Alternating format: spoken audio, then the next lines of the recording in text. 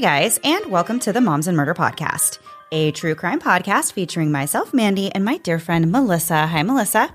Hi, Mandy. How are you? You know what? No, good, great, wonderful. I've never been better. I was just letting you hear the sound of silence. Oh. And that's not artificial or forced. It's actually that quiet in my house right now because my kids are in school. Yay! Yay! A first for both of us. All of our children are in school like full time now. It's wild. Yeah, I know. And so we were talking about when to record, and we're like, we have so many more options now that the house is empty during the day. We can record during the day instead of doing it in the evening, which is what we normally do. So I like recording in the day because I feel like I am a little more fresh in the day. Yeah, I agree. This is whenever I'm worried people are going to start doing their yard work and stuff. Like that's where the animals are going crazy. I just heard a bird chirping and it was everything I could do not to scream at the bird. But I'm like, that's just the bird living its life, Melissa. Right. They don't really care about the podcast. But no, I agree. I like doing daytime stuff. It's nice because nighttimes, I'm done.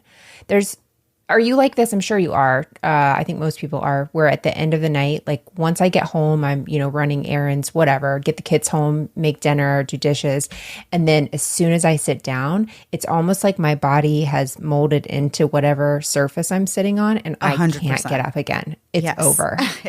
Yeah, that's me for sure. But I feel like that happens to me, like you said, right when I get home, from bringing the kids home from school. And it's really a little too early in the day for me to just sit down and turn into the couch. But to call it a night at 3:30. Yeah, but that's pretty much what happens around here. Yeah, so I totally get that. Yeah. Ugh. Well, hey, we're here. We're in the middle of the day. This is a crazy story, and I'm looking forward to getting into it. Yes, me too. And this is kind of cool because it's been a while since we've done a non-murder story, and there is no murder in this week's episode. So That's always a little bit exciting. I feel like kind of a little bit of a break from the really heavy stuff. Yeah. So as true crime content consumers, we all know that sadly, not all cases are treated with the same level of attention and urgency. Sure, there are the occasional sensational stories that go viral around the country, but the large majority of crime stories are untold or unheard of because they didn't spark enough attention to take off in the media. Typically, the stories that gain national attention are those that have some element that make the case more unusual or more perplexing than other stories. The case we're discussing this week is one of those stories that instantly took hold and became national news. It was all hands on deck and every nose to the ground in April of 2005 when Jennifer Wilbanks suddenly disappeared just 4 days before she was supposed to get married. Jennifer Wilbanks was 32 years old when she went out for her nightly walk around the neighborhood at about 8:30, but she never returned. Her fiancé, John Mason, was concerned enough by 10 p.m. that he started calling around looking for her. He first called her family, and they said they hadn't heard from her. And then over the next few hours, everybody got together and started looking for her themselves. At 1:30 in the morning, now on April 27th, John finally called the police to report Jennifer missing. He told them that she had left with her radio and the clothes on her back and nothing more. Her keys, credit cards, and ID were all still inside of their house, and it was clear that something was very, very wrong. Jennifer and John lived in an Atlanta suburb, and both of them were very active and enjoyed running marathons. In high school, Jennifer actually ran track, and she was a cheerleader. Jennifer had grown up in Gainesville, Georgia, with her twin brother, Matthew. Their family was actually really well known in this area because their mom, Joyce, owned a long-standing sporting goods store called Satterfield's, and their uncle was the former fire chief. But at the time of her disappearance, Jennifer was living and working in the Atlanta area. She was a medical assistant at Heritage OBGYN. John was the same age as Jennifer, and he was the office manager at Mason Primary Care, which was a medical facility in Duluth, Georgia. And he also taught Sunday school and coached the church's youth basketball team. John's family name of Mason was apparently a pretty big name around Duluth. His grandfather, Dr. Miles H. Mason Jr., was the first surgeon at Joan Glancy Memorial Hospital, and he played an instrumental role in the early success of that facility. There's even a local elementary school named after him there. John's father, Claude, was the mayor of Duluth from 1978 to 1983, and he was also an attorney who occasionally served as an associate municipal judge. So definitely big names in the community. Yeah. Mandy, I have a question for you. Sure. If something was going to be named after you, this guy got an elementary school and even like was helpful in this hospital, what would be named after you? What would you like to have named after you? A really nice park. Oh, I like that. Yeah. That's sweet. Okay. There has to be like a pond. It can be man-made. I want like a lake or a pond. I love that. I love that you're like, listen, if there's not a natural one available, if you need to dig up some things, I'm totally cool There with better that. be water there, no matter what. Well, it's Florida. So if it was in Florida, I'm assuming that's part of your dream for it to be in Florida. Of course. The Mandy Park. Yeah. Okay. I like that. That's good. That's good. Animals nearby? Obviously. Of right? course. And if there's none there, bring those in too. Yeah. your man-made pond with, are you cool with like robot animals or would you like those to be No. They have to be natural? real. Okay. Yeah. Okay. They have to be warm-blooded and cuddly, even though you don't cuddle them. But at my park, you never know. Anything could happen. I'm glad to see you have a line there. Okay. What about you though? Now I'm curious. Oh, my first thought is library, and that doesn't even make a lick of sense. I just feel like that's what people have things named after them. I'd probably say like a small restaurant, like just like a place that serves wings. That's what I want. There you go. A place that serves wings after me. Melissa's Wing House. Melissa's Wing House. There's probably no kind of issue with licensing that whatsoever because it sounds terrible. I wouldn't trust a Melissa's Wing House. I'll tell you that much. All right. So back to the story. So now we are at the point where it's 4 days before John and Jennifer are set to be married. And this is a really, really big wedding. As we just said, both of these families are pretty big and well known in the areas that they're from. And there was a guest list that was 600 people long, and there was going to be 14 bridesmaids and 14 groomsmen in this wedding. So This was the talk of the town. Yeah.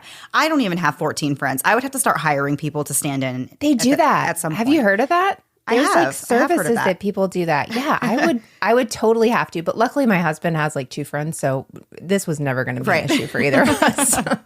So by 1 p.m. the day after Jennifer was last seen, there was a command center that was set up and more than 250 people were actively searching for her. So the searchers included police, volunteers, helicopters, and even tracking dogs. Although Jennifer ran the neighborhood every night, she didn't have a set route that she took, so the search was more focused around the immediate area of her home and her neighborhood. For days, the whole town was really consumed with this search. Jennifer's photo was circulated in local newspapers, and word about her disappearance was plastered on telephone poles and in shop windows. Officers went door to door canvassing the area, just hoping to find someone who saw or heard something, but they found no leads. Jennifer's friends and family told investigators that she wasn't the type to just run away, and she was happy and extremely excited about her wedding, and she was looking forward to marrying John. I will say I don't think I've ever heard of a missing person story where they say she wasn't the type to leave. Like, I don't think anyone thinks somebody in their life would leave, so I don't ever hold a lot of weight in that. But there was immediately some speculation that Jennifer may have just gotten cold feet about the wedding. But her family insisted that Jennifer did not have any premarital jitters and that this was not a case of cold feet. Even John was dismissive of this cold feet theory. He pointed out that Jennifer literally only left with the clothes she was wearing and a radio, leaving behind her identification and her money and credit cards. He said, quote, "If this is cold feet, it is the weirdest case of cold feet I have ever seen," end quote. Which I haven't seen that many cases, though. How many cases have you seen here, sir? Right, exactly. I know I haven't seen like a whole lot of cases, if any, where somebody's actually just up and disappeared, like that, just ran away. But I can see what he's saying with that. Like, she didn't take any money or anything with her that she would need to get very far. Sure. So, of course, then your next thing is something terrible must have happened to her. Yeah, for sure. And there was really no reason to believe that Jennifer was apprehensive about this wedding. Her friend Kelly told the Associated Press, quote, "She was so in love. The wedding is huge. It's the talk of the town. Everybody knows her and was so excited," end quote. Which just in that quote, I can find like 4 reasons I would be nervous. That's a lot going on. It seems like a lot of pressure. So the Reverend who was providing premarital counseling to the couple also said that they were really crazy in love, and he saw no signs that either of them was unsure about the marriage. On April 28th, the search continued with more than 100 volunteers joining to help the police. At this time, bloodhounds were brought in and they focused on a 5.5-mile radius around Jennifer's house. Even though Jennifer just went out for a quick run, they knew she was a marathon runner and could probably cover some ground quickly, so they decided to expand the search area beyond the immediate area around her house. While searching, investigators did find some articles of clothing, but forensic testing showed that the items did not belong to Jennifer. They also found a clump of hair that was consistent with Jennifer's hair, but it looked like it had been cut off and not pulled out. Later on the 28th, 2 churches held vigils for Jennifer, and John hosted a vigil at their home. His parents, Jennifer's parents, and other friends and family were there with John. So rumors started running rampant around town, with many people questioning whether Jennifer had been abducted or even if John might have had something to do with her disappearance. But the people who knew John and the whole Mason family said they felt pretty sure there was no way he was responsible for whatever happened to Jennifer. They believed that she had to have been abducted. Investigators had no evidence of foul play, but they were considering the case to be a criminal investigation anyway. John, of course, was an immediate suspect, because the boyfriend or husband always is. But people were especially on high alert because the Lacey Peterson case just happened a few years earlier, and it was still pretty fresh in everybody's minds. The Lacey Peterson story kind of set a precedent for the husband being involved in this kind of thing, because if you remember back to that case, he pretended to be a loving husband. He was worried sick about his missing pregnant wife, yet in the end, it turned out that he was responsible for her death. People wondered if this was the same thing, and if John had hurt Jennifer and then reported her missing as a cover-up. John denied having any role whatsoever in his fiance's disappearance, and he even agreed to take a lie detector test to prove his innocence. But he did say that he would only do this under the conditions that were outlined by his attorney. This is actually a really smart move, but it made John seem even more suspicious. Right. By this time, the media had taken a huge interest in Jennifer's disappearance. The story literally went viral overnight. So just to demonstrate what we mean by that, if you search the newspaper archives for Jennifer's name on the dates of April 26th through April 28th, there's only 2 results in total. But if you search for her name on April 29th alone, there are over 206 results from newspapers that are all over the country and even some that are in Canada. Whoa. Yeah. The police were aggressively pursuing every lead and asking a lot of questions trying to get to the bottom of it. John had an interview with Greta Van Susteren on Fox News, and the tone that she took with him was kind of more interrogating than sympathetic. She was a little bit accusatory. She matter-of-factly asked him, quote, "Any reason why the 2 of you didn't run together last night?" End quote. John told her that Jennifer didn't like to run with him because he was a talker and he liked to talk when he ran, and she didn't like that. Which we've both decided we've never met people like this. I've never met anybody who likes talking while they run. I mean, I've met some people who are talkers and that can work out and hang out at the same time. That's not me. There's just no way. I don't want to be talked to. I don't even want to be looked at. Don't even look my direction, you know? Just I'd rather you weren't in this room. Right. Yeah, exactly. So Greta later said that she was pursuing the story so aggressively because of its unusual nature. And, of course, not knowing how the story could turn out, she wanted to be one of the first ones, who had kind of a grip on it. Nancy Grace also weighed in on the story and said that her intuition was that Jennifer did not get cold feet and run away on her own accord. The huge rush of media attention ended up turning Jennifer's family really, turning them off entirely, and they stopped speaking with the media. On April 29th, police announced that they were calling off the ground search for Jennifer. They had exhausted every resource and left no stone unturned, and still had no proof of anything to show that a crime had even been committed. After the search was called off, Jennifer's family announced a $100,000 reward for any information that led to finding her. Even though investigators had no proof of any foul play, John still had a lot of attention on him. He eventually turned in a privately conducted lie detector test, which he did pass, but the police told the media they still wanted to speak to him and they would like for him to take a police-conducted polygraph. John, however, said that he would only submit to that if the test could be recorded. And the police pretty much told him that there was no police agency that would ever allow that, so John did not take the test. Good for him. I don't blame him. I don't blame him either. And I kind of find it a little weird that they're like, yeah, there's no way we would ever do that, because why not? Why wouldn't you record it? What would it ever hurt? Actually, if there is something it would actually hurt, somebody please tell us, because I would like to know, because to me seems like that should be a standard practice. Absolutely. Just to protect everybody on all sides, right? Like that's kind of one of those like Absolutely. double, it's kind of like it's for everybody. It's for them, it's for the police, it's for everybody's benefit to have to have a recording. But yeah, that's kind of odd to me that they said that that wasn't a thing. There were actually countless people that stood up for John, and they told the media that there was absolutely no way he was involved in this. One of Jennifer's friends said, quote, "He's one of the kindest people you'll ever meet." And another friend said, "He is a big teddy bear." The Mason family's management consultant even said that John was one of the most upstanding, decent Christian men he'd ever met. Days went by, and despite there being no sign of Jennifer, no one thought to cancel the wedding. The family kind of hoped that Jennifer would come back, so they just kept everything as planned, and they said that if Jennifer didn't show up for the wedding, they would hold a vigil instead.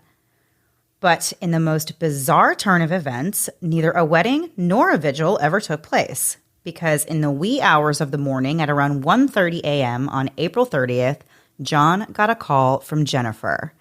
And we're going to get into so many more details of this story after a quick break to hear a word from this week's sponsors.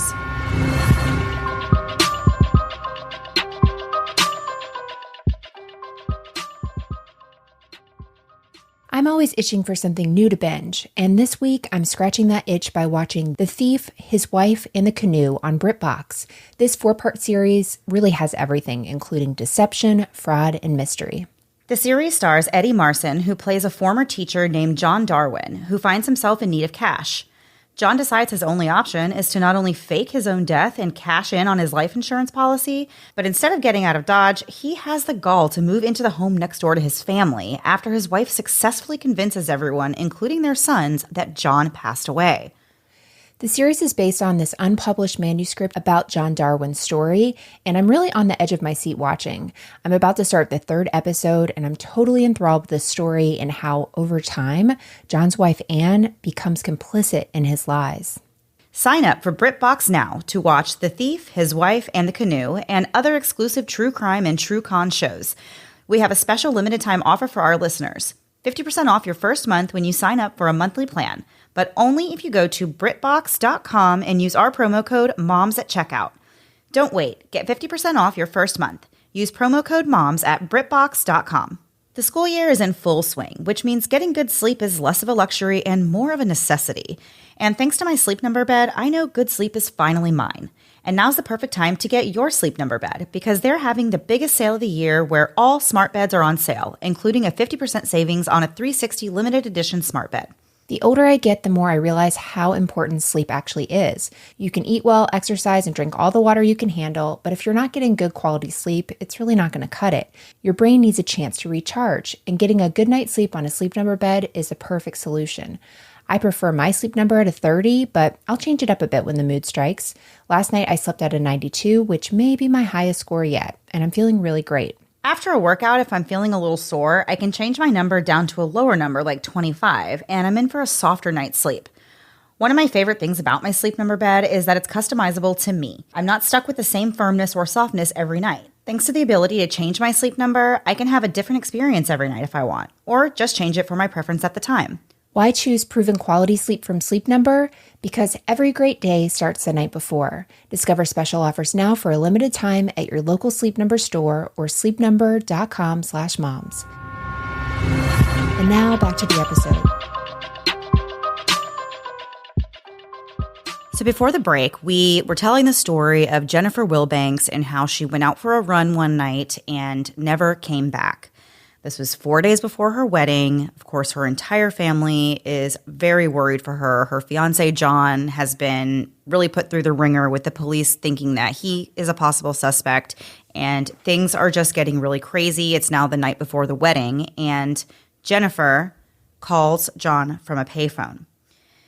So she told John that she had been kidnapped while she was out on her jog several nights earlier.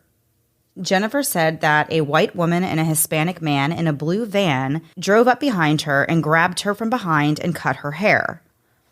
Jennifer told him that she was also sexually assaulted before being driven to the 7-Eleven where she had just been dropped off by these kidnappers. So my question is right off the bat, what is the point of cutting her hair if they're just releasing her? You know what I mean? Like, it's not like they're trying to bring her out with them and make her look different. They're like, we'll do this to you and then cut your hair and just release you. Right. And then my other question is the way that she's saying the story, like, okay, well, that doesn't explain how you've been gone for 4 days. Like, you know, where, like, what else was going on in that time? The way she makes it sound, it's like, oh, this happened. And then immediately they took me to this place where I'm calling you from. But at this point, it's been like days that have passed. Right. So it's like, what else has happened in that time frame? You know, where have you been this whole 4 days? So Jennifer said that she believed that the people who abducted her may have seen all the media coverage that was going on and got scared. So they let her go. She said she didn't know exactly where she was, but that she could see a Domino's pizza place nearby. After hanging up with John, Jennifer immediately dialed 911 and said, quote, "I was kidnapped in Atlanta, Georgia." The call was then traced to a 7-Eleven off of Route 66 in Albuquerque, New Mexico. The stretch of road where she was found is described in the research as being seedy or kind of sketchy. So the officers were dispatched to this gas station, and they recognized Jennifer from all the news reports. And they immediately called the FBI and took Jennifer to the station where the agents came to interview her. For 3 hours, Jennifer talked to the agents and told the story about what happened to her. She first repeated the kidnapping story, but as the officers listened, they noticed that there were some inconsistencies with what Jennifer was saying. They also felt that it looked as though Jennifer had cut her own hair. The agents pressed Jennifer a little harder, and in really no time at all, she changed her tune and just outright admitted that she had been lying. Jennifer broke down and said that it was never her plan to run away. She just decided to do it on the spur of the moment.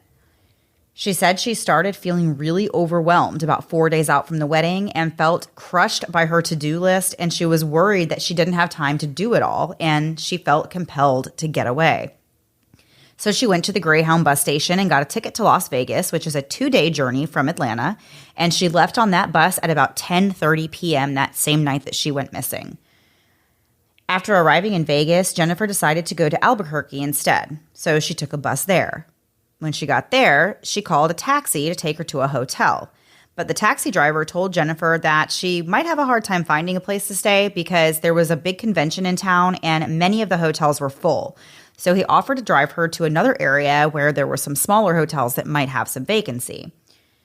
So he took her down to this area and dropped her off, and Jennifer got out and walked a few blocks where she ended up at the 7-Eleven, and that's where she made this collect call to John. Once Jennifer finished confessing, she was allowed to shower, and authorities gave her a fresh set of clothes. And then Jennifer called her parents to tell them the truth first.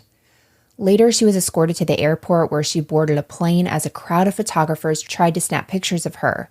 She covered her face with a striped towel, and this image was shared all over the world. If you feel like this story might be a little bit similar, you're probably picturing this photo in your head right now. Essentially, this really went viral, even though it's 2005 and viral isn't what viral is today. Jennifer seemed oblivious to the magnitude of the situation, and she gave no indication that she was aware of the media frenzy and the massive search effort on her behalf. Police told the media, quote, "She's obviously very concerned about the stress that she's been through and the stress that's been placed on her family. She is very upset," end quote. So as you can imagine, Jennifer's family really experienced this wide range of emotion. They find out she's safe, which is wonderful, but then also they're dealing with the truth that she did make up this elaborate tale saying that she was kidnapped, and all these people are searching for her, and everyone's been worried all this time. And some of that was that there was a little embarrassment about the truth of the situation as well. However, the reverend who was supposed to perform the wedding ceremony said that John didn't have any hostility towards Jennifer for doing what she did and running away right before the wedding. He said, "I've never met such a strong person in all my life. He's an incredible man."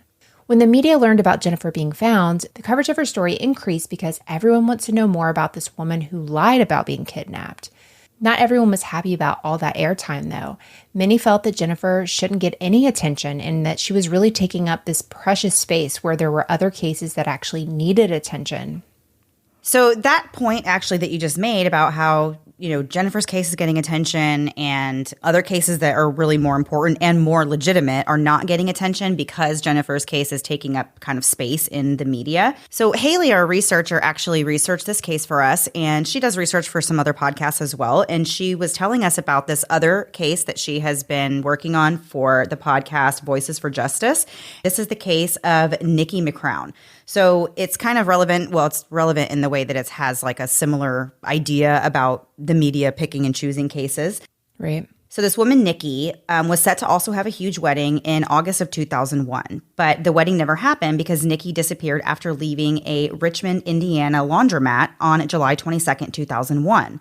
So at first, many people thought that Nikki was just a, quote, runaway bride. But months passed and there was no sign of her anywhere. And then in November, her car was found abandoned in a parking lot 45 minutes from her home. There was no DNA evidence in the car, but her clothes were neatly folded in the back seat. Nikki is presumed dead, and her case remains unsolved to this day. Throughout the years, Nikki's family has talked to the media about their frustrations with how little national attention her case has received, while people like Jennifer Wilbanks and Lacey Peterson were featured on the front page of every newspaper. So we now know that this occurrence is also known as missing white woman syndrome. Everybody's probably heard that term before. But this is meaning that the media has this history of focusing their attention on missing person cases involving young white upper class women or girls. And then there's a lack of attention given toward any other type of victim. The National Institute of Justice reports that on any given day, there are as many as 100,000 active missing persons cases in the United States. Every year, tens and thousands of people vanish under suspicious circumstances. But yet, in 2005, the media focused on Jennifer, who was missing for 4 days and was found alive and well. The harmfulness of missing white woman syndrome is really obvious in the case of Nikki because she, like Jennifer Wilbanks, was soon to have a huge, lavish wedding with lots of bridesmaids when she disappeared. Yet, Nikki wasn't on the national front page news because she was a Black woman. So instead of reporting on people like Nikki, the media continued reporting on Jennifer and her fake story. A case that didn't really need any more attention now that Jennifer was no longer in danger, but Jennifer's story was really sensational and it led to more views, so the media ran with it, all while ignoring Nikki and countless others. And we have more to get into with this story after another quick break to hear a word from this week's sponsors.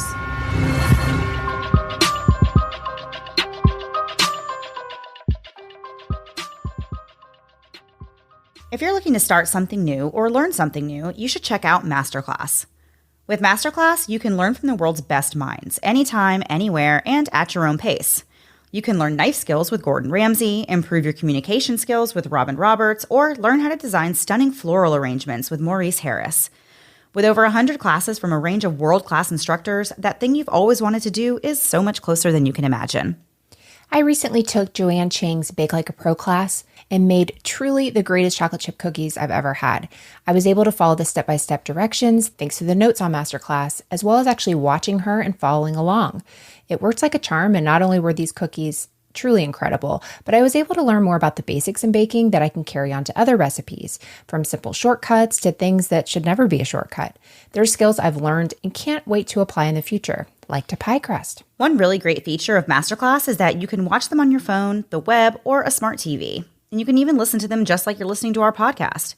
And all of the classes are taught by world-class instructors who are in the top of their field. Plus, each class is broken up into these individual video lessons that are usually about 10 minutes long. We highly recommend you check it out. Get unlimited access to every masterclass, and as a Moms and Murder listener, you get 15% off an annual membership. Go to masterclass.com/momsandmurder. That's masterclass.com/momsandmurder for 15% off Masterclass. Now a word from our sponsor, BetterHelp. If you could only have one vehicle for the rest of your life, how would you take care of it? Maybe you'd buy the premium gas or not ignore the lights that pop up on the dashboard. Well, our brains are actually pretty similar to cars, so why aren't we taking better care of them? BetterHelp is like maintenance for your brain. BetterHelp Online Therapy is therapy that offers video, phone, and even live chat-only therapy sessions. You can do your sessions at times and in ways that work for you. There's no need to be on camera if you don't want to. BetterHelp is also more affordable than in-person therapy. Plus, you can be matched with a therapist in under 48 hours. I look forward to checking in with my therapist over the phone, never on video, and just working through things that have come up or ways to deal with my anxiety and triggers I can work through. Having my BetterHelp therapist has been a huge benefit to me over the past several years. Our listeners get 10% off their first month at betterhelp.com/moms. That's betterhelp.com/moms. It's been a while since I've had a baby of my own, and some days I miss it so much. The baby cuddles and baby smiles, but when it comes to diaper rashes, not so much. I remember the first time my oldest had a diaper rash, I was really devastated. Here's this tiny thing totally dependent on me, and now she's fussy and obviously uncomfortable, and I'm supposed to have the answers. Well, with time and treatment, it went away, but what I really wanted was to avoid it altogether. And now, baby butts rejoice. New Huggies Skin Essentials are here, a brand new dermatologist-approved line of diapers, wipes, and pull-ups training pants, all designed with baby's sensitive skin in mind. The wipes are thick and have zero harsh ingredients for a great, gentle clean. Pull-Up Skin Essentials has got your big kid covered too, with a training pant that's ultra soft and breathable to help protect sensitive skin throughout potty training. Whether you're a first-time parent or a seasoned pro, make it easy on yourself and your baby with Huggies. Learn more at Huggies.com. Once again, head to Huggies.com to learn more. Now back to the episode. So before the break, we were talking a little about the disappearance of Nikki McCrown and the attention that was going to cases like Jennifer's that were pretty much solved within 4 days, as opposed to cases like Nikki's who really were not getting any of the media attention that Jennifer's was. So pretty quickly, though, authorities in New Mexico announced that they weren't going to be charging Jennifer with any crimes since she recanted the kidnapping story so quickly. So Special Agent Bill Elwell said, quote, "We looked at all the factors. People react to things in various ways when it comes to stress," end quote. In Georgia, however, there were some people that felt that Jennifer should face charges, if for nothing else than the fact that her lie wasted a lot of resources, taxpayer dollars, and more. Some people felt she should face criminal charges for that aspect of things. Think of the people even that came and volunteered their time to help in this search. Yeah. Like 250 people, that's a lot of people to leave their jobs, leave their families, whatever, to feel like they're doing something to help somebody who just ran away. But at this time, the Gwinnett County DA, Danny Porter, said it was too early to talk about criminal charges, although he did admit that he did have some questions. He said that he was under the impression that Jennifer panicked and ran, but he said that if this was a premeditated act, then he would consider pressing charges. He wanted to find out whether or not Jennifer planned the whole kidnapping story when she left for her jog, or if it was pre-planned. It seemed kind of crazy that Jennifer would have taken a pair of scissors with her to cut her hair, and if she didn't plan any of that, they also wondered how she got to the bus station.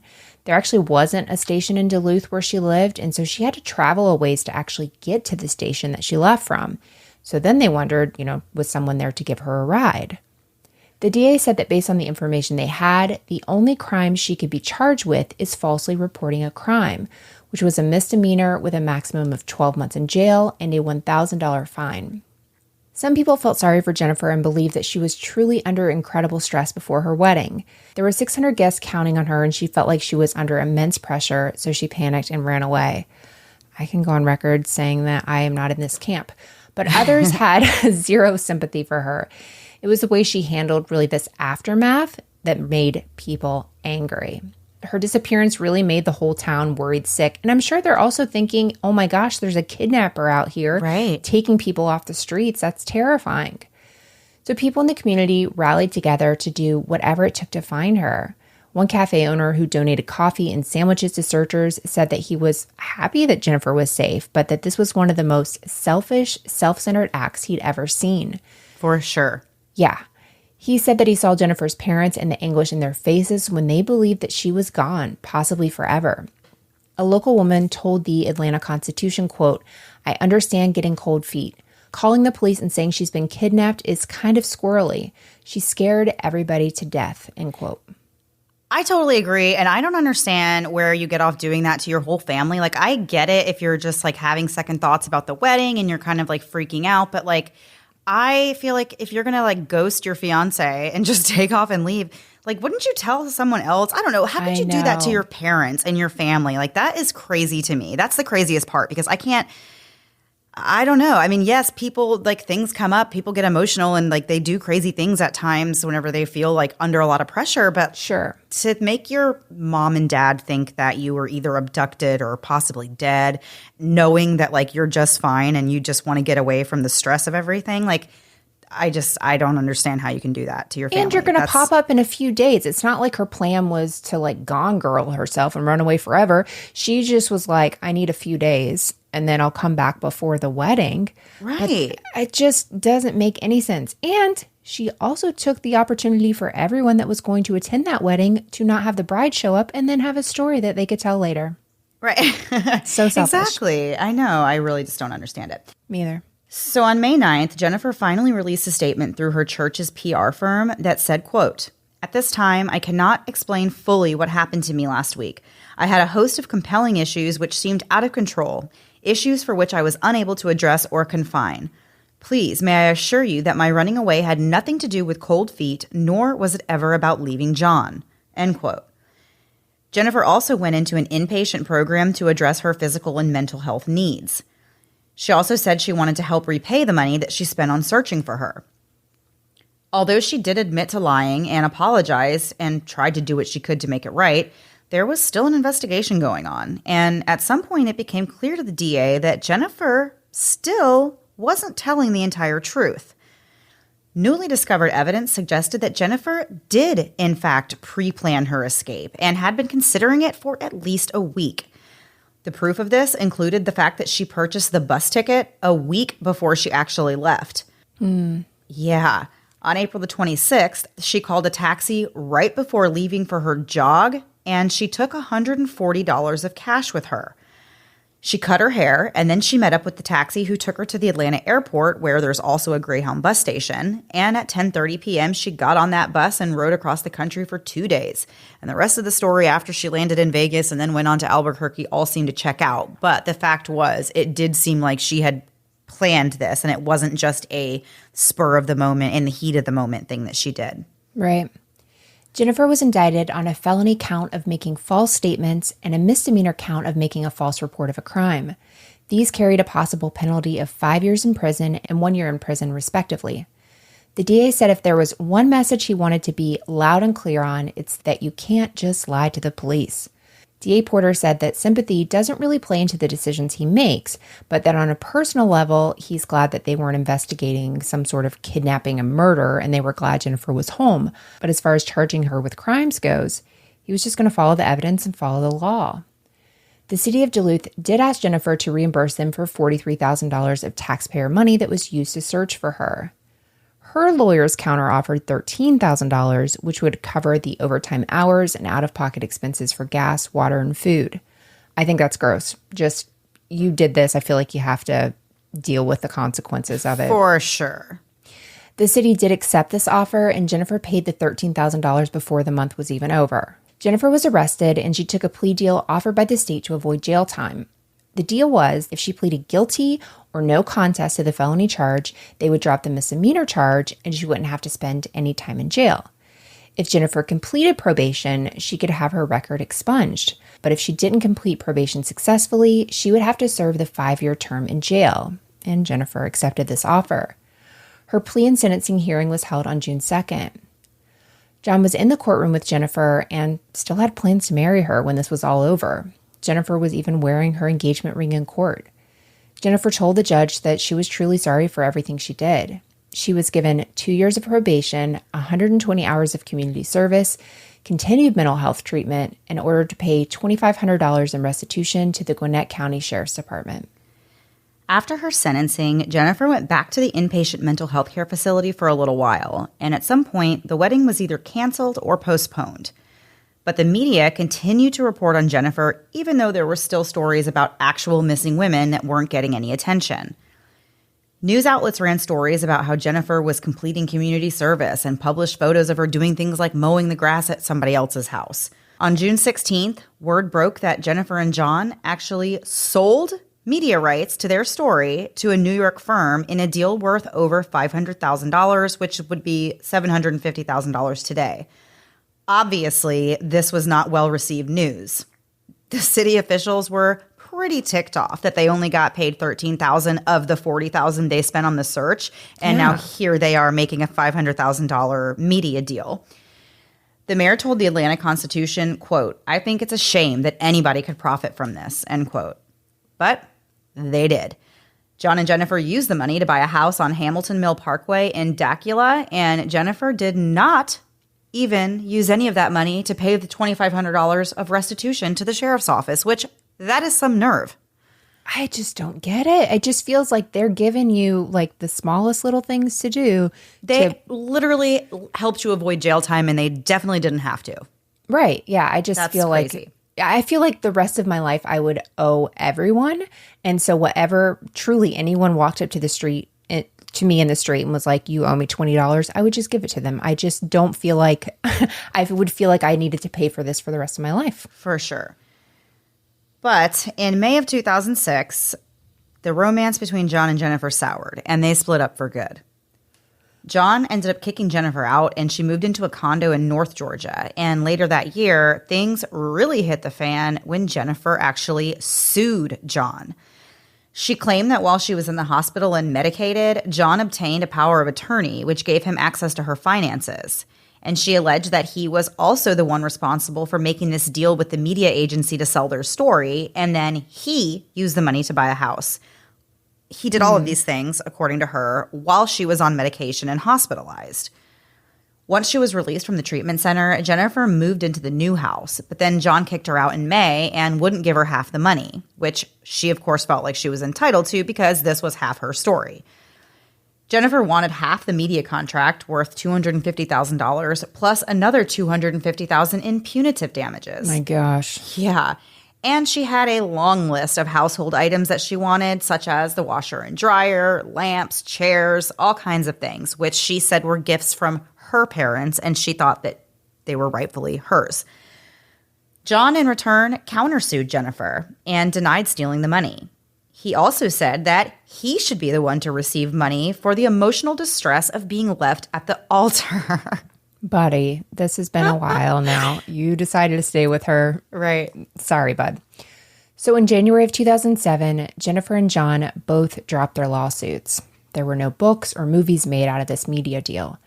In March of 2008, John married a woman named Shelley at his parents' home in Duluth. And in early 2009, Jennifer started dating a guy named Greg, who she later married, although they divorced kind of recently, back in 2021.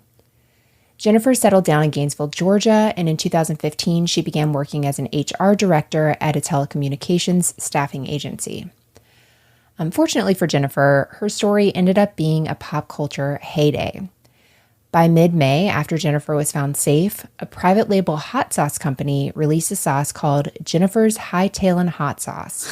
I love that. That's much better than Melissa's Wing Shop. Dang. I know. The owner of Pappy's Peppers told the AP that he sold 10 cases of the hot sauce within 3 days. He said, quote, "I'm in the hot sauce business, and this is the hottest thing I've got right now," end quote, which Good for him, I guess. kind of made me laugh. I don't know why that sentence makes me laugh. Other companies also released products poking fun at Jennifer, including a company called HeroBuilders.com, who sold a Runaway bride action figure meant to depict Jennifer. The doll was wearing jogging pants and had on a crop top that said Vegas Baby, and the doll also came with a towel in her hand to represent the towel she threw over her head to hide from the press as she was being escorted to the plane in Albuquerque. The owner of HeroBuilders.com said they had over 1 million hits in one day, more than they'd ever had before. In another instance, a man on eBay sold a piece of toast with a rudimentary drawing of Jennifer on it. There were more than 100 bids, with the winning bid being for $15,400, although the winning bidder refused to pay. Thank goodness.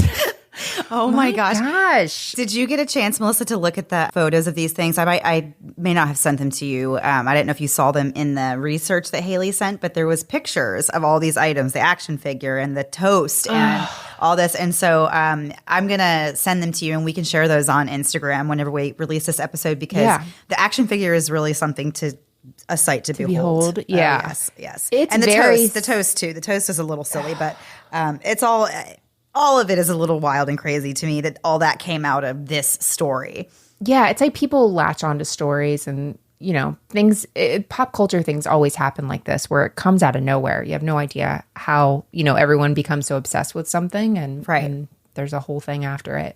In March of 2007, the Albuquerque Police Department announced that they were putting up an ad on 10 digital billboards across the city. The ad featured a picture of an officer grabbing the veil of a bride who was wearing a wedding gown and running shoes.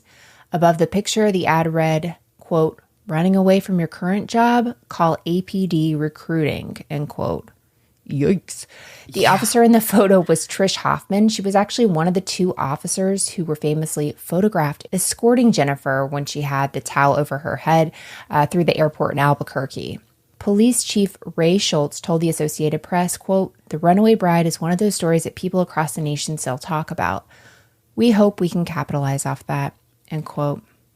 Yikes. That's kind of a really weird thing for the police chief to say. For the police chief too? Yeah. Yeah, that's a little strange. We hope we can capitalize off that. I know. Please keep that thought. That's a thought that That's shouldn't have left your inside. brain. Yeah, that's an inside thought. That's one of the ones you don't say out loud. No. Yeah, that's so weird. I mean, I guess unless she stiffed them money, and then I could see them being like, all right, well, I guess we're going to do this and we'll make it back this way. But it was the other police department. Wow, do you remember this happening? I don't really, but I did remember the part when I got to about looking at that picture with the towel on the head. That was kind of a vague thing that I did remember. But otherwise, I didn't really remember a lot of details about this one. Yeah, I feel like I might have known about it after it kind of happened. And then the towel in her head and all that stuff, then being like, what? Because there was an interest to it, why on earth would you have run away? Then you think there's some huge secret, right? Which there wasn't. It's just she panicked with all those people coming to her wedding. And you just wish there would have been someone in her life that said, hey, are you stressed out? Right. Can I help you? Do you need someone to talk to? What can we do for you? Yeah. Exactly. Yeah. So it's an interesting one. Real quick, I also wanted to mention that Sarah Turney with Voices for Justice is actually going to be covering the story of Nikki McCrown in the next few weeks. So make sure you're subscribed to Voices for Justice, which you should be anyway.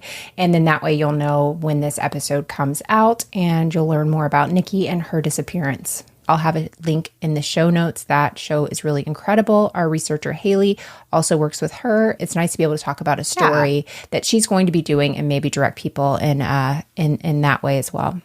Perfect. All right, Melissa. Are we going to turn the page and get into the last thing before we go? Let's do it. Okay, so this week we talked about A Runaway Bride, which made me think Julia Roberts. And then, did you come up with this to do synopsis of Julia Roberts movies? And I did come up with this. I'm very proud of the one idea I've ever had. Yes. Hey, that's good. I gave you several ideas, not good, and you came up with this one. So I like this. So I'm giving Mandy a synopsis of a Julia Roberts movie. She was famously in Runaway Bride. Sorry, Mandy, you can take Runaway Bride off the table. I did not give you the synopsis for that. Well, I want it known that after I suggested this and you said yes, I started thinking, I'm like, how many Julia Roberts movies do I even know? And then I realized I actually don't know that many. So this will be interesting because I didn't look them up. I was like, no, we're just going to do this. Process. I'm just going to embarrass myself yet again. It's okay. I was surprised at how many movies she has. I know she's a huge actress. I know all these things. But I just I forgot about some of these. So I think I picked ones that I don't feel like I went too specific. I think you have a fighting chance with these. All right, you ready? Sure. First one. A London bookstore owner whose humdrum existence is thrown into romantic turmoil when a famous American actress appears in his shop. Oh. Think British. Think Hugh Grant. Okay, I can picture the movie, but I can't think of the name of it. The second word is hill.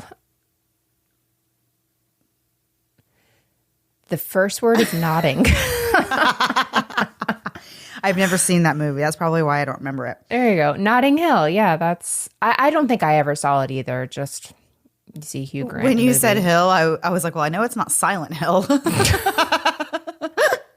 Very true, Mandy. There you go. Okay, next one. A woman thought she had everything she wanted in life. A home, a husband, and a successful career. Now, newly divorced and facing a turning point, she finds that she's confused about what's important to her. Daring to step out of her comfort zone, she embarks on a quest of self-discovery that takes her to Italy, India, and Bali.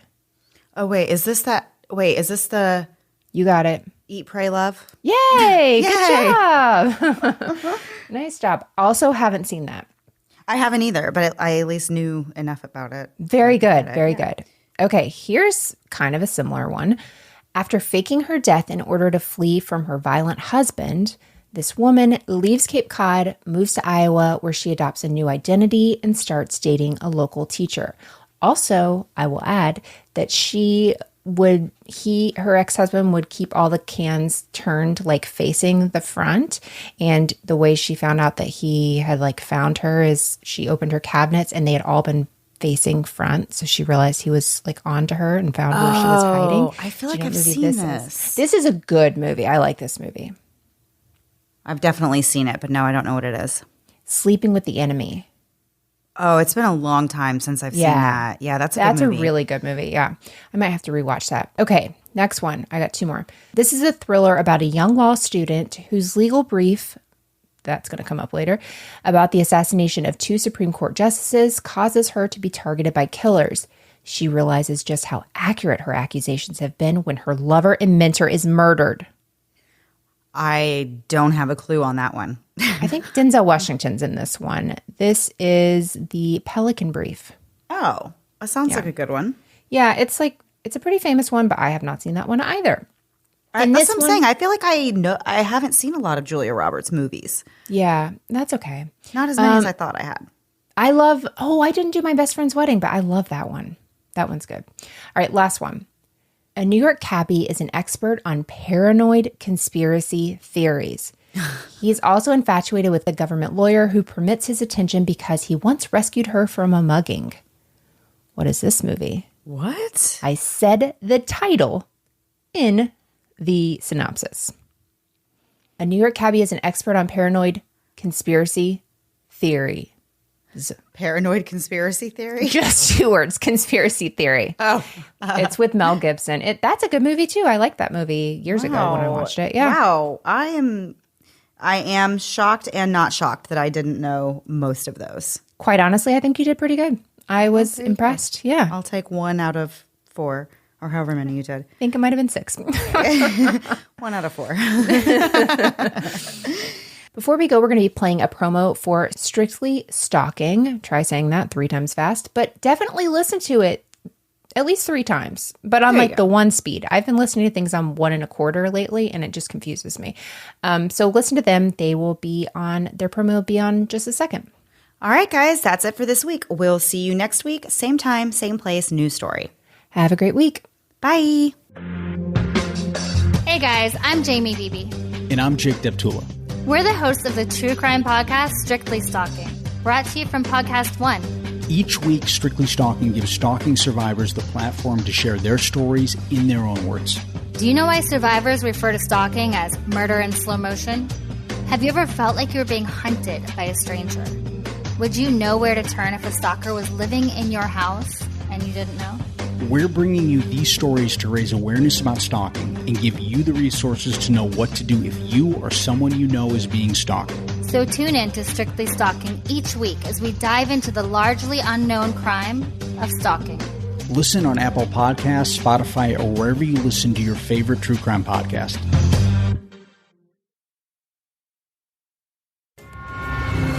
Thanks so much for listening to the Moms and Murder podcast. Make sure to check back with us next week for a new episode. You can also find us at momsandmurder.com, where you can connect with us via social media. Please make sure you subscribe and give us 5 stars, because giving us 4 stars would be a crime. Thanks so much.